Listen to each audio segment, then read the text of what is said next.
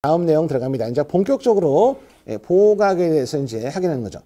자, 보호각은 말 그대로 보호되는 각의 범위예요. 그래서 보시면 수뇌부의 최상부와 보호 대상의 기준면, 그러니까 땅이에요. 대지에서, 그러니까 예를 들어서 이런 얘기겠지. 이렇게 건물에 이렇게 지표면이 있고 여기 꼭대기에 이렇게 피레침을 설치했다. 그러면 이 최상부하고 대지, 여기를 갖다가 높이, 그래서 그 높이가 H겠죠. 여기는 이제 소문자인데 뭐 관계 없습니다.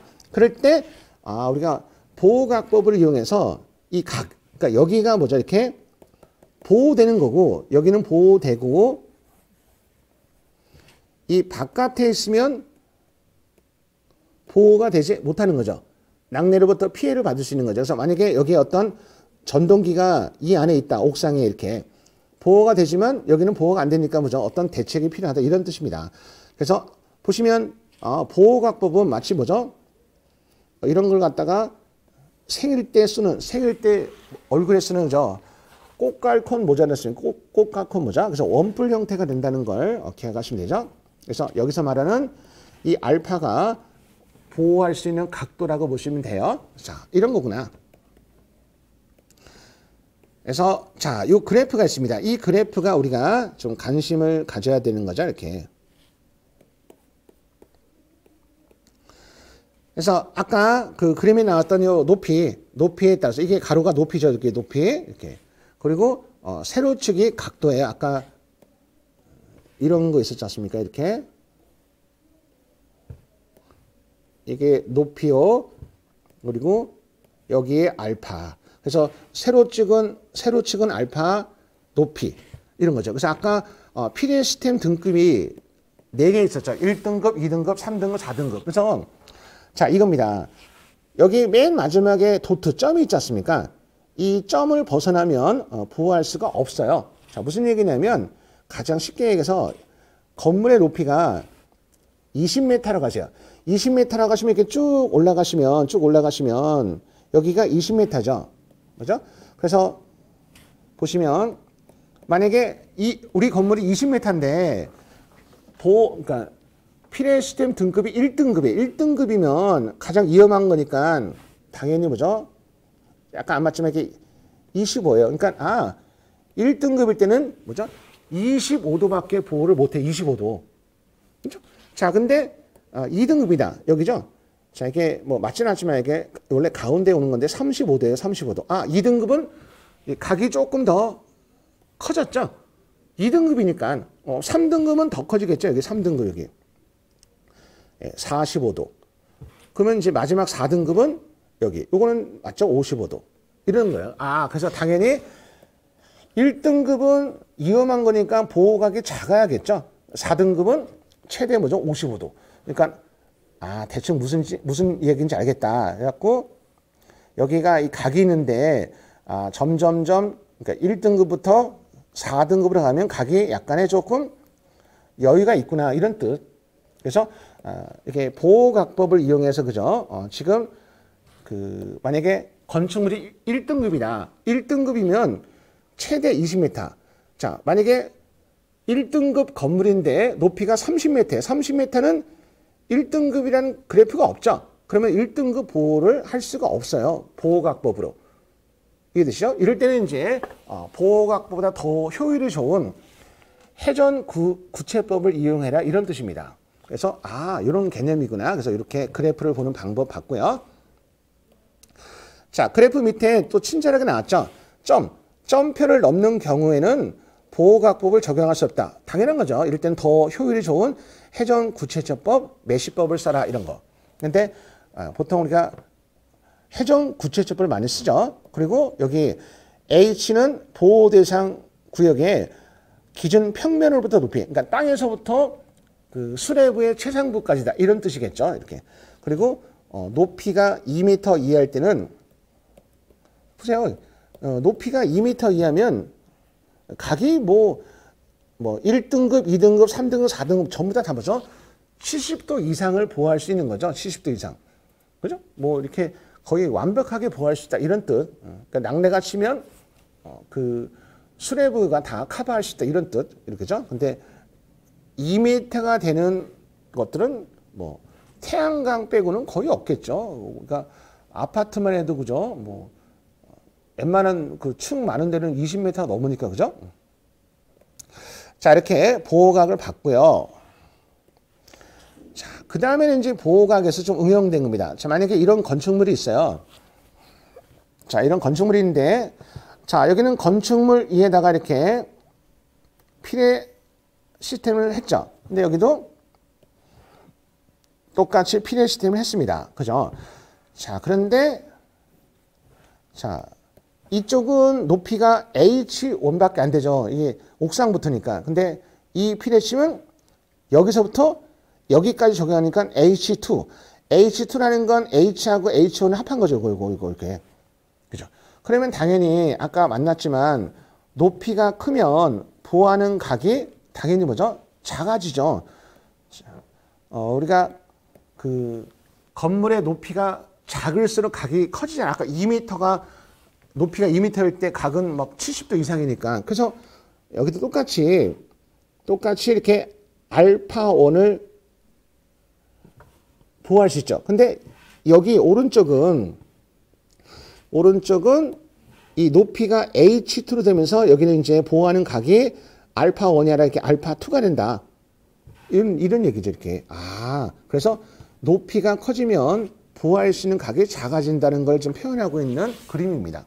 그래서 여기는 똑같이 알파1 보호하지만 이쪽은 이 높이의 영향을 받아서 알파2밖에 안 된다. 이런 거.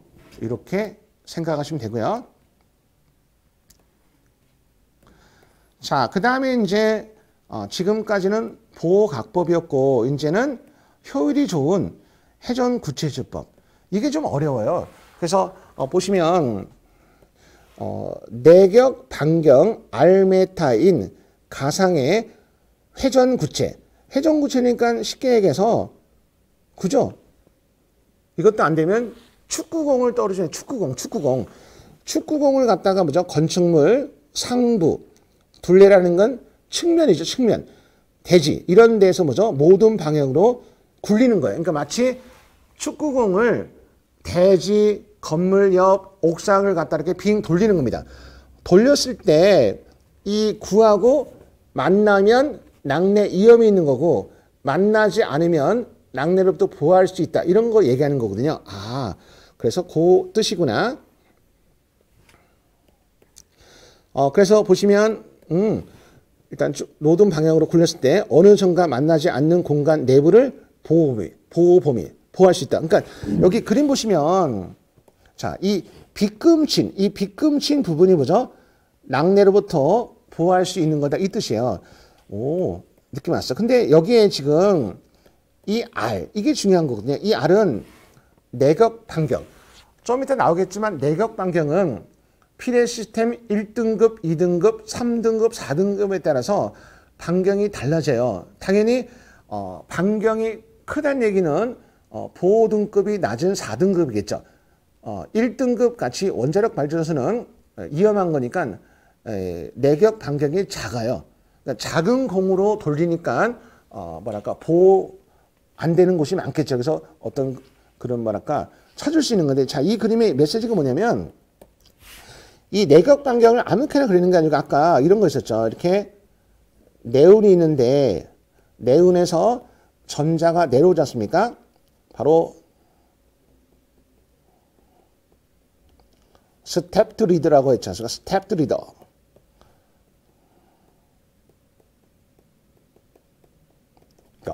스텝드 리더라는 말 기억나시죠? 자, 이런 상태에서 여기를 기준 잡아서 그죠? 이 기준 잡아서 여기서 이제 그 뭐랄까 지상에서 스트리머가 올라가고 낙뢰가 생기잖아요. 그러니까 여기를 기점으로 바로 여기를 기점으로 이렇게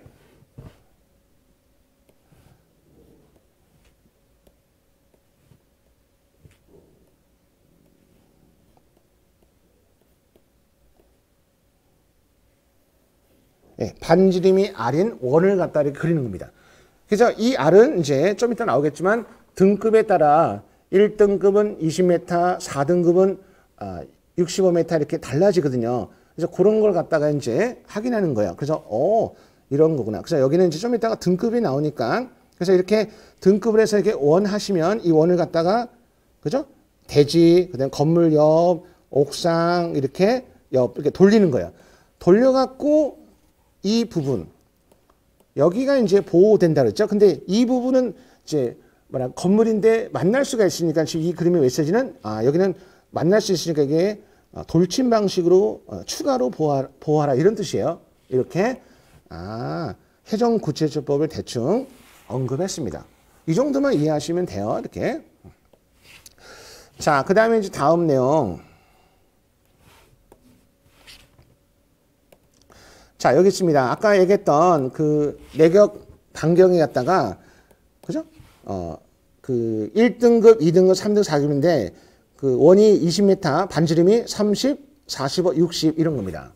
20, 30, 45, 60이고, 이런 거는 나중에 그죠? 필기 시험이라든가 실기 때도 나올 수 있는 거죠. 그리고 아까, 보호각법이 안 되면 해전 구체하고 메시를 적용하셨습니까? 메시는 외울 때 5, 10, 15, 20.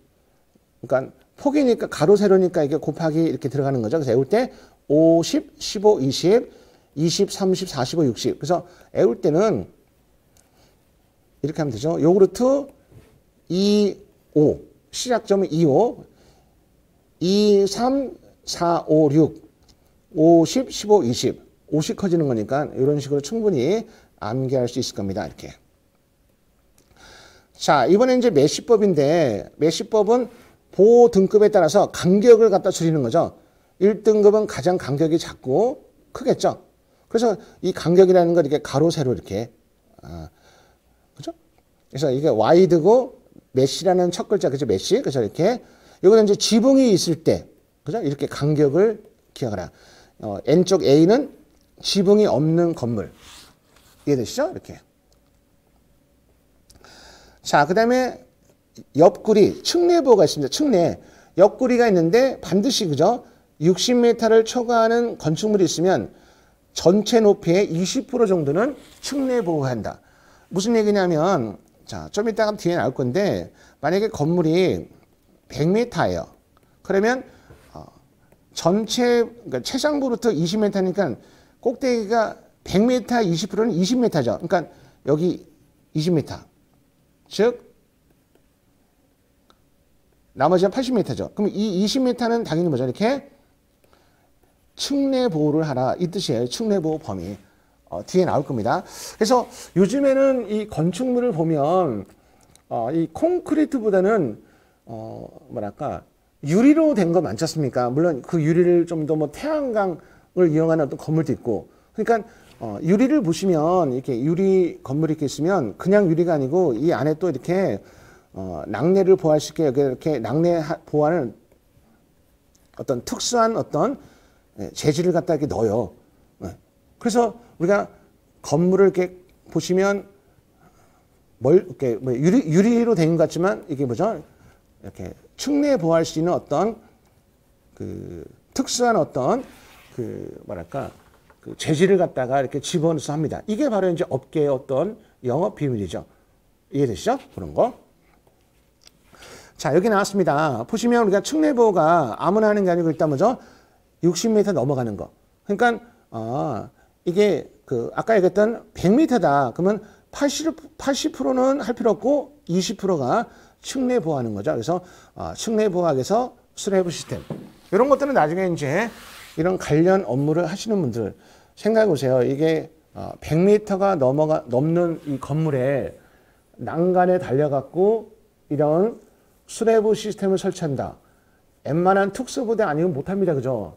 저 같은 경우는 고소공포증이 있어갖고 10m만 올라가도 다리가 후들거리는데 그죠? 이런 쪽에서 근무하시는 분들은 넘버원이죠. 그래서 거의 뭐 특수부대 출신입니다. 그죠? 자, 그 다음에 이제, 아까 수레부 만났고, 이제 두 번째 인하도선인데, 인하도선은 일단 수레부하고, 그죠? 접지극을 정기적으로 연결한 도선이죠. 이렇게. 자, 이것도 관계가 있다는 거죠. 그래서 보시면 1등급, 2등급, 3등급인데, 인하도선의 간격이 10, 15, 20. 자, 안 그래도 우리가 애울 게 말인데, 그죠? 이런 것도 다 애워야 된다는 거죠, 이렇게. 자, 인하도선의 간격이 뭐냐면, 자, 그림 보세요, 그림. 자, 그림 보시면 이렇게 어떤 건물에, 그죠? 이렇게,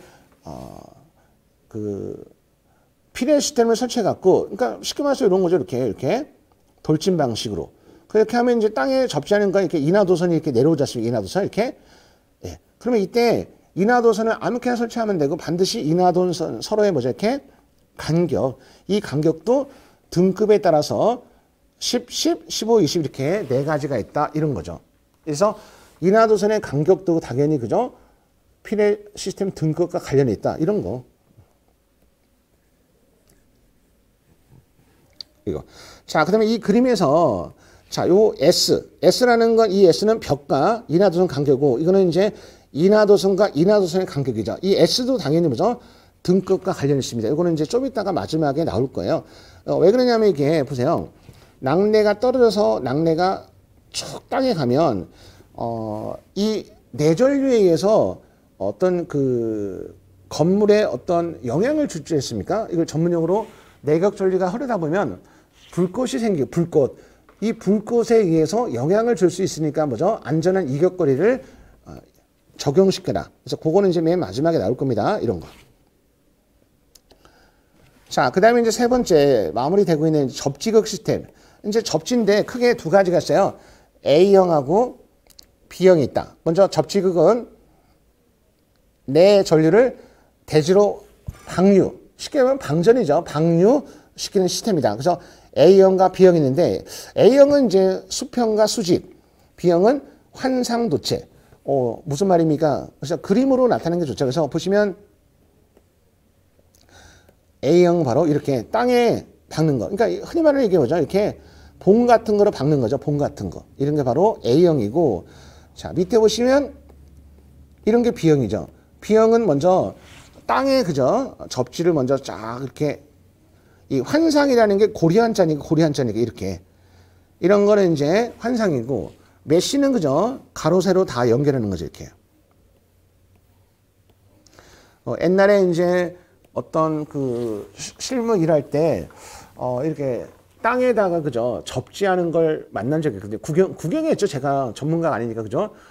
보는데 그 넓은 땅을 갖다 그죠 구리선을 갖다가 이렇게 땅에다가 이렇게 막 연결합니다. 이렇게. 그래서 보통 이걸 이제 현장에서 빗이라고 하죠. 그래서 이 C가 쿠퍼, 이 B가 뭐랄까 그 껍질이 없는 거. 그래서 BC 해갖고 이걸 서로 연결해갖고 여기 서로 뭐죠? 웰던. 폭약으로 화약으로 보죠. 서로 이렇게 연결합니다. 오, 이거 보고 그저 깜짝 놀랐습니다. 이렇게 하는구나. 그래서 이때는 이제 이런 작업을 사진을 찍을 수가 없어요. 이런 거는 뭐랄까 사진 찍다가 큰일 납니다. 이 큰 현장에서 사진을 찍고 있으면 이건 보안 요원에 잡혀가요. 이건 말도 안 되죠. 그래서 눈으로 보는 건데 하여튼 이런 게 있습니다. 하여튼 이렇게 화약을 해갖고 쭉 합니다. 이게 이제 B형 접지극이죠. 이렇게. 나중에서 전기를 따게 되면 전기 관련 일이 무궁무진합니다. 그래서 할 게 너무 많으니까 우리 열심히 해서 그죠? 자, 이렇게 하는 게 판때기처럼 생겼다. 판상, 수직, 뭐 수평. 옆으로 가는 거 수직이니까 수평이니까 이렇게 하시면 돼요. 자, 여기에 지금 이렇게 숫자가 나오는데 숫자 0.5 L1. 이건 그 L의 그죠? 소문자라고 생각하시면 돼요. L1. 요거는 이제 좀 이따가 등급에 따라 있는 겁니다. 그 중요한 일은 아시나요? 어려운 거니까. 그래서 A형 받고 이런 건 B형이다. 여기도 똑같이 이렇게 간격 나오죠. S. 불꽃방전에 대비한 안전한 이것거리라고 보시면 돼요. 이런 거구나. 이렇게. 자, 아까 여기입니다. 아까 그 보시면 길이가 있었죠. 바로 이거예요. 자, 요 세로축이 바로 아까 얘기했던 길이입니다. 길이. 이 길이를 갖다가 뭘로 정할 것인가. 등급 보시면 달라지죠. 그래서 가로축은 뭡니까? 이게 바로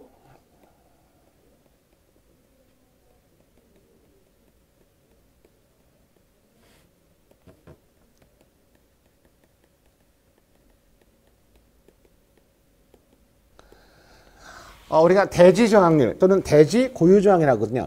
그러니까 우리가 땅 속에 대지 저항을 측정해야 그 값에 따라서 길이를 달라줍니다. 만약에 이런 거죠.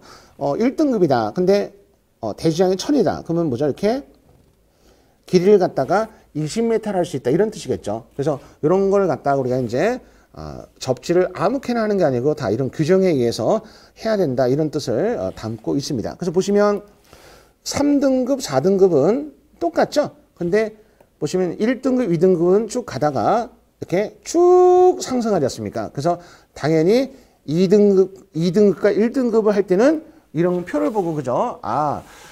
땅 속에 이렇게 길이를 갖다가 얼마나 정해야 되는가 이런 걸 갖다가 알고 있어야지 우리가 되는 거죠. 그래서 어떤 이제 회사를 갔는데 그죠? 접지 관련해서다. 그러면 일을 하는 것도 힘들겠지만 이런 서류 작업이 만만치가 않아요. 그래서 저도 딱 한 번 이 경험을 해본 적이 있는데 이거 그 장비가 고가예요. 보통 접지장, 대지장 측정하는 거 좀 좋은 장비는 거의 뭐 한 300만 원 이상 하거든요. 그래서 쉽게 구하기가 좀 힘들죠. 그래서 아마 우리가 이론 공부할 때 이런 거 만나지 않습니까? 영어식이니까 위너 4전극법. 바로 대지저항 측정하는 거죠.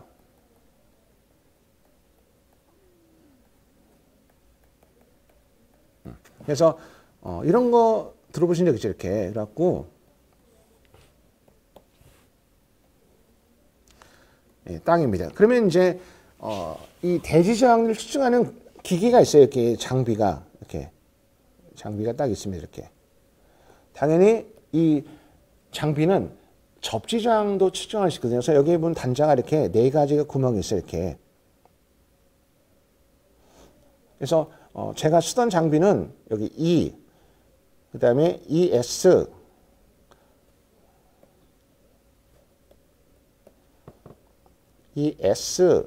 SH 해갖고 이렇게 4개가 있거든요. 그래서 이게 그 뭐랄까 이론에서 배운 것 같고 현장 가면 안 맞는 거예요. 그래갖고 처음에는 참 헤매는데 여기 이제 그 위너의 4전극법은 여기다 보조 접지기를 이제 땅에 박잖습니까? 이렇게 땅에 박아 이렇게 땅에 이렇게 박죠. 이렇게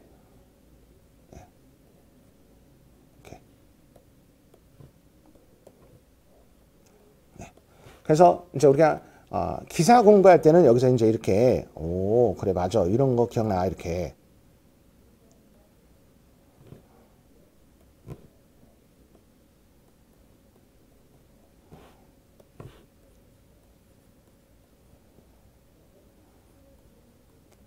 그래서 이렇게 그린 거 갖고 이게 위너의 4전극법이다 뭐 이런 거 있지 않습니까?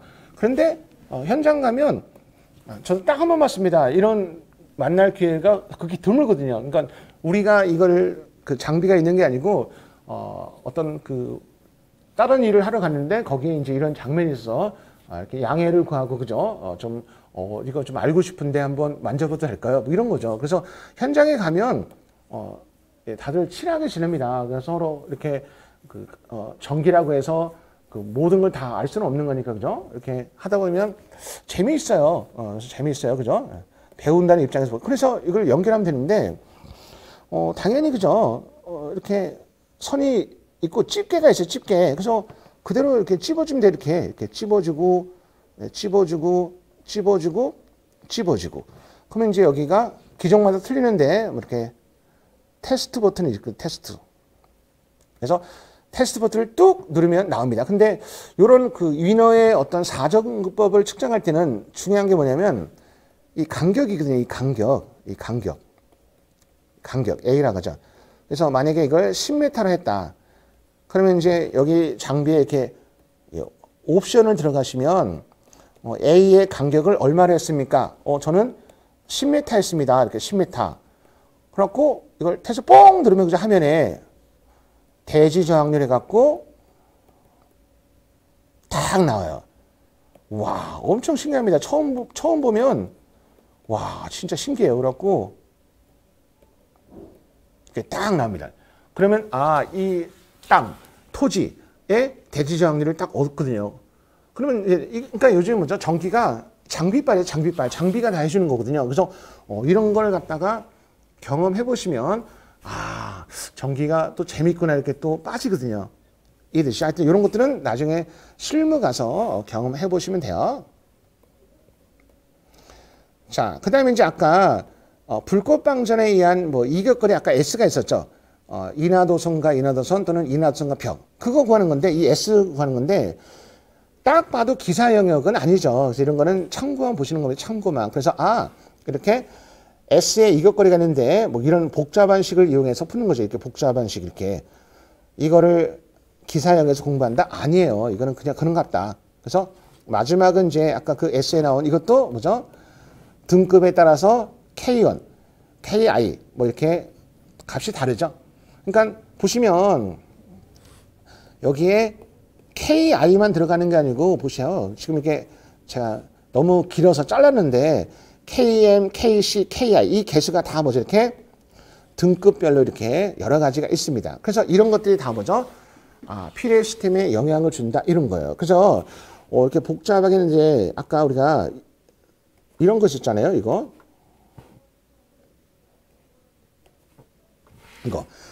때문에 한 거죠. 보시면 아까 회전구체 반경, 메쉬, 크기, 보호각 이게 1등급, 2등급, 3등급, 4등급 따라 이게 달라지죠. 그리고 최적거리도 달라지는 거 보이시죠? 그리고 아까 불꽃방전에 했던 마지막 이격거리 S 그리고 접지극 최소 길이는 아까 그 그림 나왔잖아요. 1등급, 2등급은 갑자기 가다가 툭 커지고 3, 4등급은 거의 일정한 거. 그래서 이런 것들이 다 뭐죠? 이렇게 그 필의 시스템 등급 관련이 있다 이런 겁니다.